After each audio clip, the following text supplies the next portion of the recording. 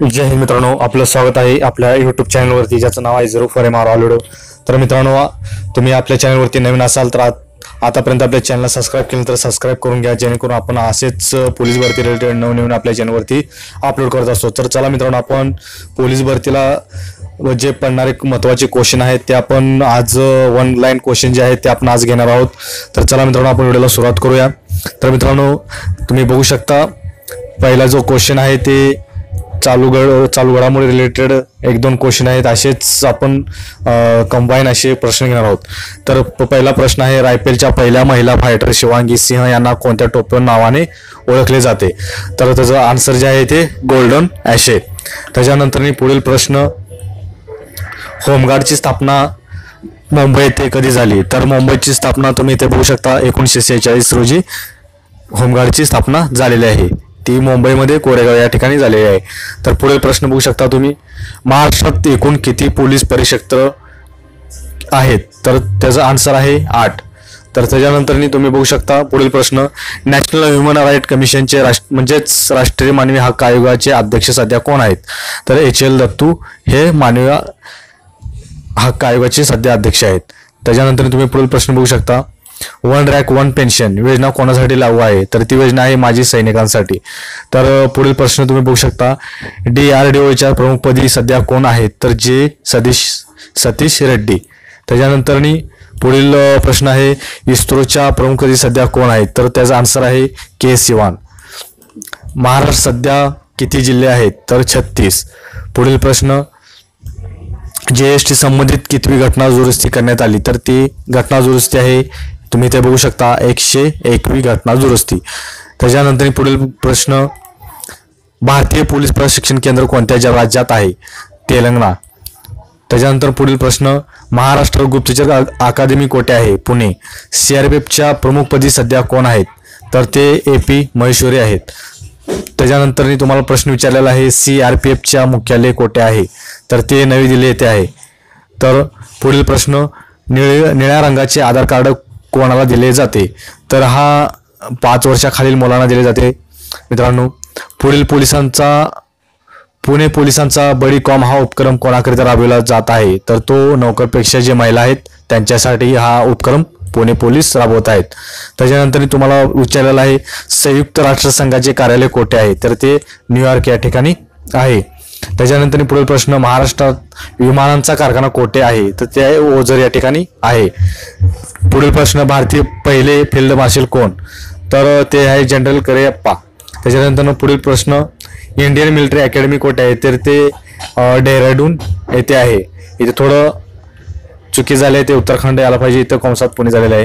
पुढील प्रश्न तुम्ही बघू शकता, जागतिक आरोग्य संघटनेचे मुख्यालय कोठे आहे? ते मुख्यालय जे आहे ते जिनिव्हा येथे आहे। त्याच्यानंतर पुढील प्रश्न, कोणता दिवस पोलीस शहीद दिवस हा ओळखला जातो? तर हा जो आन्सर आहे जे 21 ऑक्टोबर आहे। हा पोलीस भरतीमध्ये सारखा विचारला जातो मित्रांनो, लक्षात ठेवा 21 ऑक्टोबर पोलीस शहीद डे। पुढील प्रश्न, मोका हा कायदा कशाविरुद्ध वापरला जातो? तर मोका हा कायदा मित्रांनो संघटित जे गुन्हेगारी करतात ते त्यासाठी वापरला जातो। भारताचे राष्ट्रीय सुरक्षा सल्लागार कोण आहेत? तर त्याचं पुढील प्रश्न आन्सर आहे अजित डोभाल। पुढील प्रश्न, महाराष्ट्र राज्य गुन्हे अन्वेषण विभागाचे मुख्यालय कोठे आहे? म्हणजेच CIDचे मुख्यालय कोठे आहे? तर ते पुणे या ठिकाणी आहे। त्याच्यानंतर पुढील प्रश्न आपण बघणार आहोत। तर पुढील प्रश्न आहे मित्रांनो, सर्वोच्च न्यायालयाचे मुख्य न्यायमूर्ती कोण आहेत? तर ते आहेत शरद बोबडे। मुंबई उच्च न्यायालयाचे मुख्य न्यायाधीश कोण आहेत? तर ते दीपांकर दत्ता आहेत। मग मित्रांनो, स्किप न करता व्हिडिओ बघा, कारण का महत्त्वाचे असे हे वन लाईन क्वेश्चन आहेत, ते पोलीस भरतीमध्ये तुम्हाला पडू शकतात। तर आपल्याला जर सर्वोच्च न्यायालयाचे पण विचारले आहेत आणि मुंबईच्या न्यायालयाचे फिक्स विचारले जातात। तर पुढील आपण क्वेश्चन बघणार आहोत, विशेष पोलीस महानिरीक्षक कोकण परिक्षेत्र यांचे कार्यालय कोठे आहे? तर ते नवी मुंबई येथे आहे। पुढील प्रश्न आहे, मुंबई उच्च न्यायालयाची स्थापना कधी झाली? 1862 मुंबई उच्च न्यायालयाची, लक्षात ठेवा। पुढील प्रश्न, भारतात एकूण किती उच्च न्यायालय आहेत? तर ते उच्च न्यायालयात 25 मित्रांनो, हे 25। आणि पुढील प्रश्न आहे, राज्याच्या मुख्यमंत्र्यांना शपथ कोण देतो? तर राज्याच्या मुख्यमंत्र्यांना राज्यपाल हा शपथ देतो। मेरी संस्था कोठे आहे? नाशिक येथे आहे। CCTNS कशा संबंधित प्रणाली आहे? तर ते गुन्हे व गुन्हेगार यांच्या संबंधित आहे।